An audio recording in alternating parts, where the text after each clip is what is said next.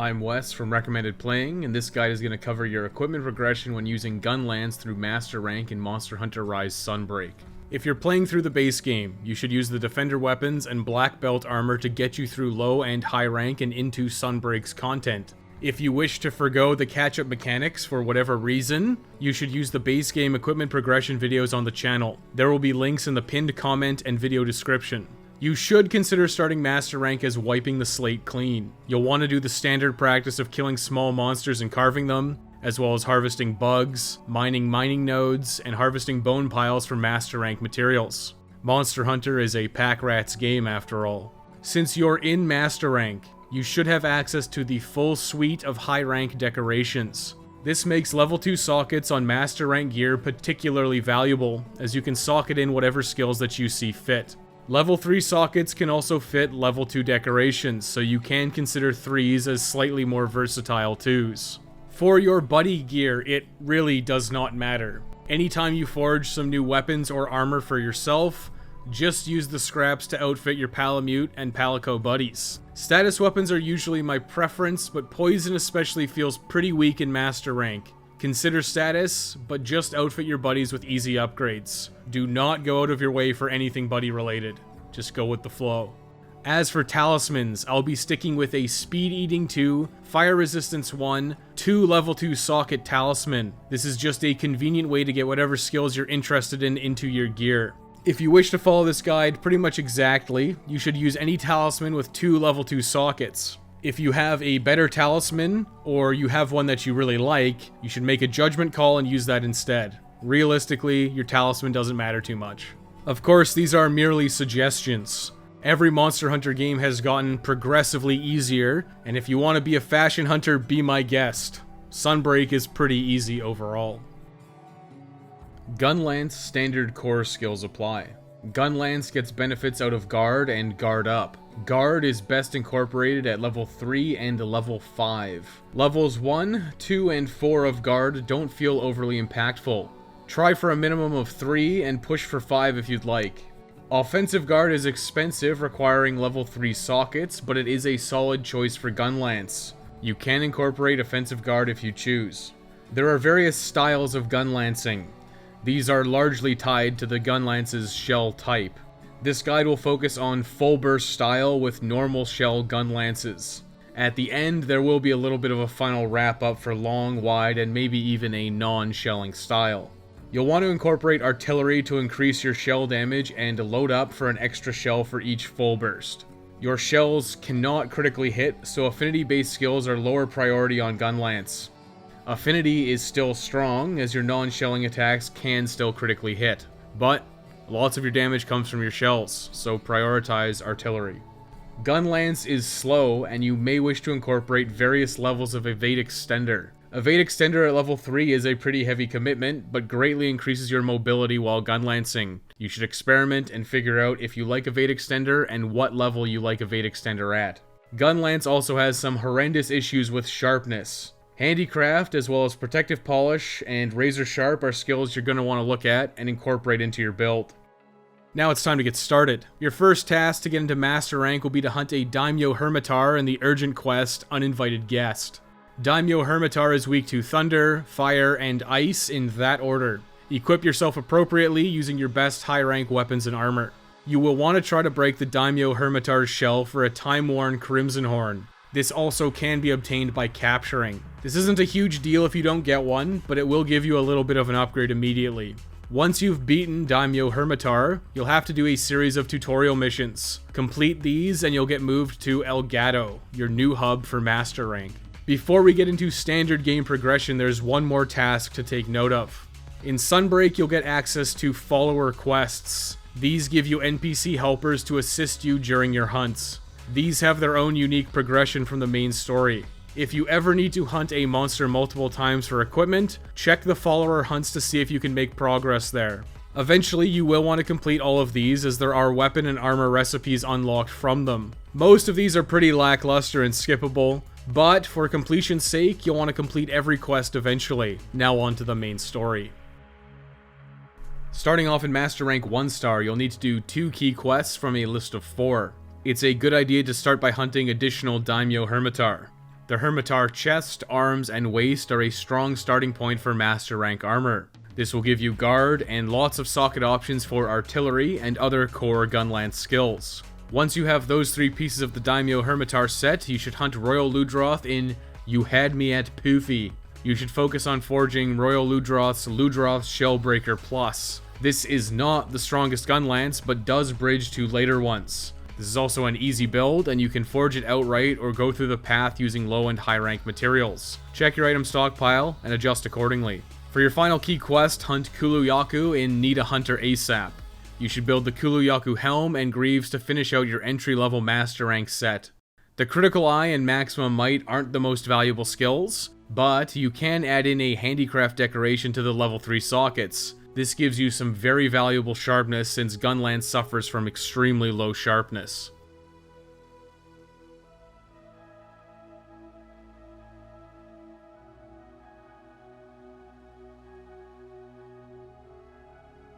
After completing the key quests, you'll need to hunt a Tetranodon in Tetranodon Blockade. Quickly hunt this and move on to the next set of key quests.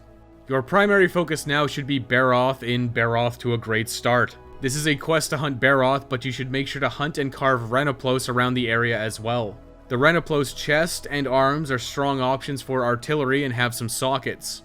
You should definitely forge the Renoplos Braces X. The chest is debatable. Back to the main task at hand, Baroth. You can consider forging the entire Baroth set if you wish. Personally, I would just forge the Baroth helm and greaves to replace the Kulu set. This ties well with the Hermitar and Renoplos pieces to make a reasonable starter set.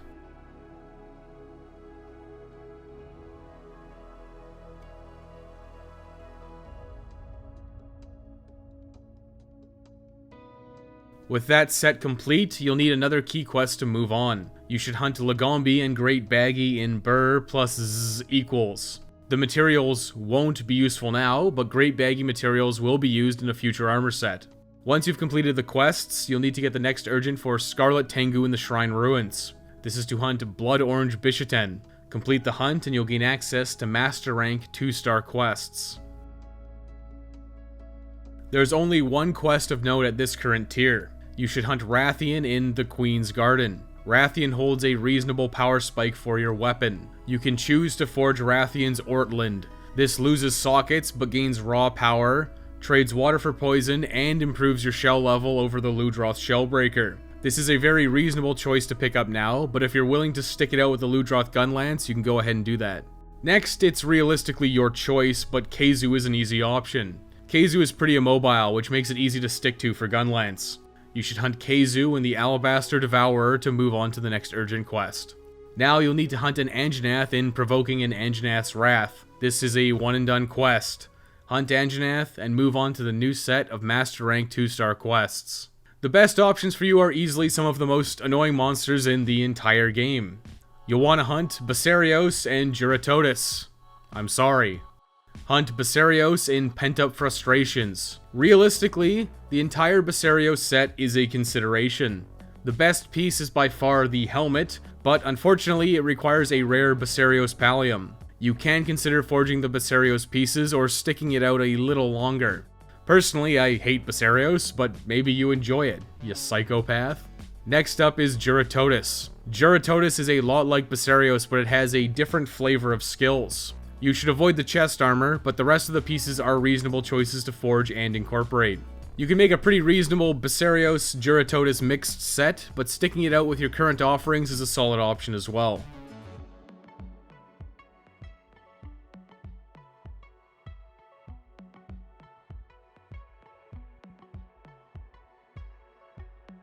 Once you've cleared those awful key quests, you can hunt Garangolm in the urgent quest, A Rocky Rampage.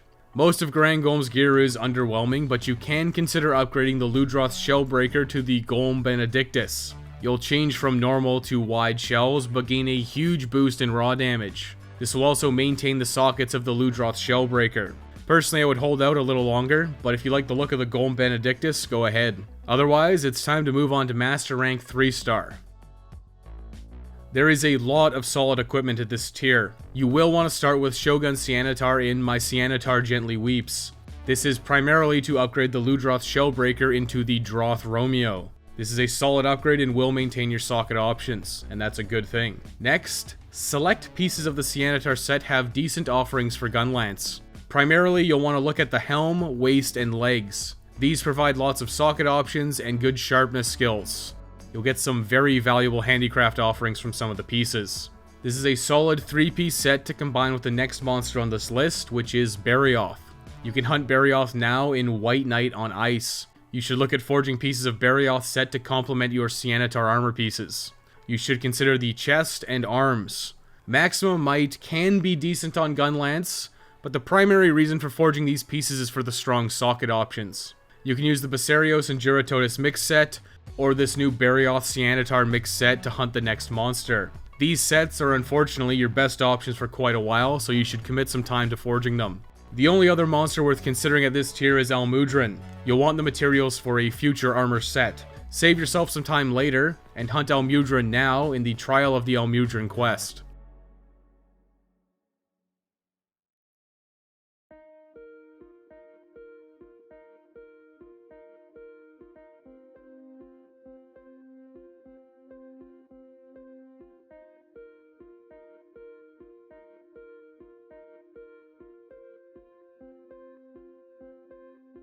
Now you'll get the next Urgent. This is to keep it busy and hunt Aurora Somnicanth. Nothing really to see here, so hunt it and get the next set of key quests. You absolutely want to start by hunting Rachna Kadaki in a Sandy Spider's Nest. The main choice here is to get the Arachna Blazer Gunlance.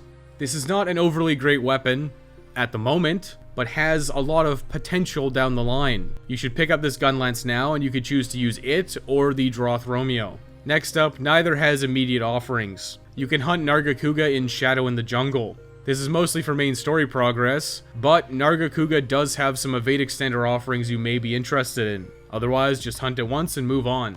The final quest of this tier should be Purging Hatred to hunt Magna Mallow. Magna Mallow has a couple of handicraft offerings, but you should do the quest for the materials for a future armor set. Once that's cleared out, you'll get the urgent quest for Lunageron in Ice Wolf Red Moon. Lunageron once again has mild offerings, mainly the helmet. If you prefer the Garangolm Gunlance, you can also upgrade it after Lunageron. This is a reasonable choice right now for the strong raw damage and a level 3, 2, and 1 socket. Otherwise, it's time to move on to Master Rank 4-star. The only monster with anything reasonable for Gunlance is Diablos. Go ahead and hunt it now in Dust Devil Despot. Gunlance should have a pretty easy time with Diablos since you can block all of its attacks. I would personally skip all the equipment options and simply move on. Next, you should hunt Rathalos in King of the Crumbling Castle. You don't want any of Rathalos' gear, you just need Conflagrant Sacks for a future armor set. Hunt Rathalos now for efficiency, and then you'll get the next urgent quest. You'll need to hunt Astalos in the urgent quest in Search of the Doctor. Astalos has a few options, mainly the boots for Razor Sharp 3, but it's not really worth farming for. I would simply hunt Astalos and get the next set of key quests. You should start with Barioth and Magna Mallow in White Knight Armored Warrior. This is to clear an easy quest and collect additional Magna Mallow materials for a future armor set. Next, you should hunt Seregios in a 1000 Scales of Dread. Seregios' gauntlets have handicraft offerings, but you should simply hunt it and move on. Noticing a little bit of a pattern here. With the key quest completed, you'll get the next urgent quest. This is to hunt a Slumbering Jungle Espinus. Nothing here for you as a Gunlancer, which is kind of the story of your life. You can just hunt it and move on to the new key quests. Finally, some good stuff. You'll want to start by hunting Pyre-Rachna Kadaki in a Mighty Need. Hilariously, Pyre-Rachna Kadaki and Rachna Kadaki in general have upgrades for a huge slew of Gunlances. Like, it's something crazy like 30% of them. For right now though, you'll want to consider upgrading Rathian's Ortlind as well as the Arachna Blazer. The Ortlind has stronger raw and better shells at the moment, but loses all of your sockets. I personally think the Scarlet Lamp Lance from Pyre-Rachna Kadaki is your best bet. This ends up having the best shelling, strong sockets, and 30% affinity to help boost your non-shelling attacks. Oh yeah, and it has Blast, which is good against pretty much everything in the game. Should probably just pick up the Scarlet Lamp Lance, or if you prefer, the Ortlind is likely stronger right now. Once you have that Gunlance, or Gunlances, next up is Gormagala in Dark Wings, Dark Work.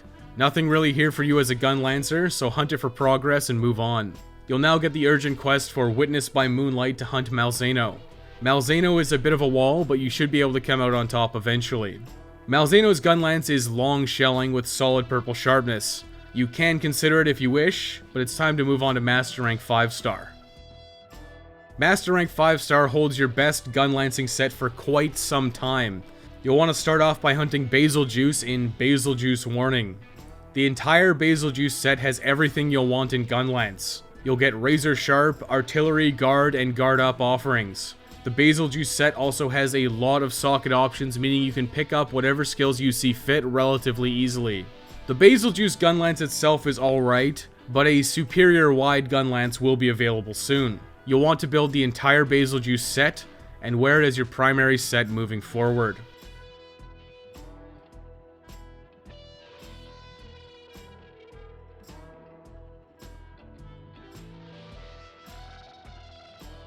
Now you're pretty much done your equipment progression, but there's some stuff left to do. Now you should simply hunt Seregios and Gormagala. Just hunt these two once again, and move on to the next urgent. You'll need to hunt Shigaru Magala in Dark Citadel White Wheel. Shigaru Magala's weapons are usually pretty appealing, but for Gunlance, they're actually on the weaker side. Simply complete the urgent for the next set of key quests. These are the big three Elder Dragons, Kushala Daora, Chameleos, and Teostra. You'll want to hunt Kushala Daora. This is primarily to upgrade the Scarlet Lamp Lance. This is an important upgrade for the raw damage and the increased shelling level. The Pyre-Kadaki Gunlance is looking pretty strong. After Kushala Daora, you should hunt Teostra. The helm and chest are pieces of the Teostra set worth considering if you wish to do a non-shelling style of Gunlance, but for right now, the Basil Juice set is just checking all the boxes. Finally, you'll get the urgent for Proof of Courage to hunt the final boss of the main story in Monster Hunter Rise Sunbreak. Take on Geismagorm, and the credits will roll. You'll now be given a new task and a new urgent to slay an afflicted Arzuros. Honestly, this Arzuros may be the hardest monster you've fought so far, as it's mastered the art of move forward quickly. The hardest move to deal with in all of Monster Hunter. It's still just an Arzuros, and it should be a relatively painless hunt. You can simply stand your ground and block it. After beating Arzuros, you'll unlock a new series of quests, the Anomaly Quests. These provide materials to push all of your weapons to a final tier. A lot of these upgrades are barely worth anything, we're talking like 10 raw damage and 2 element, but upgrades are upgrades. And specifically for Gunlance, you'll eventually get a new shelling level, and that's very important. New tiers of Anomaly Quests will become available as you improve your master rank. Let's briefly talk about Geismagorm before we move any further though. The Abyssal Rock Slide has negative affinity, but strong raw and decent dragon element. It has level 8 wide shells, making it very likely your best choice for a wide Gunlance. If you prefer to use wide, you should definitely consider the Abyssal Rock Slide. Armor-wise, there's some juicy pieces to sink your teeth into, or they would be, but generally this set is quite weak for Gunlance. In fact, most of the sets moving forward are pretty weak Gunlancing sets. The Basil Juice set just ticks most of your boxes, lucky for you. The arms and legs have Geismagorm's unique skill, Dereliction. Dereliction increases your elemental and status values when using the red scroll, and when you swap scrolls you can recover health. I have quite literally, and will never use skill switching in Sunbreak, so your mileage is going to vary. You can consider this set, but generally most larger monster fights aren't that fun. Giant punching bags. You'll have to do whatever quests you see fit to reach Master Rank 20 for the next urgent. You can farm for whatever you see fit here. The follower quests are a good option to progress for some new recipes. Alternatively, you can continue to farm the endgame dragons or just wantonly slaughter easy monsters to raise your hunter rank. Once you get to Master Rank 20, you'll have to fight Wind Serpent Ibushi in the urgent quest Retribution.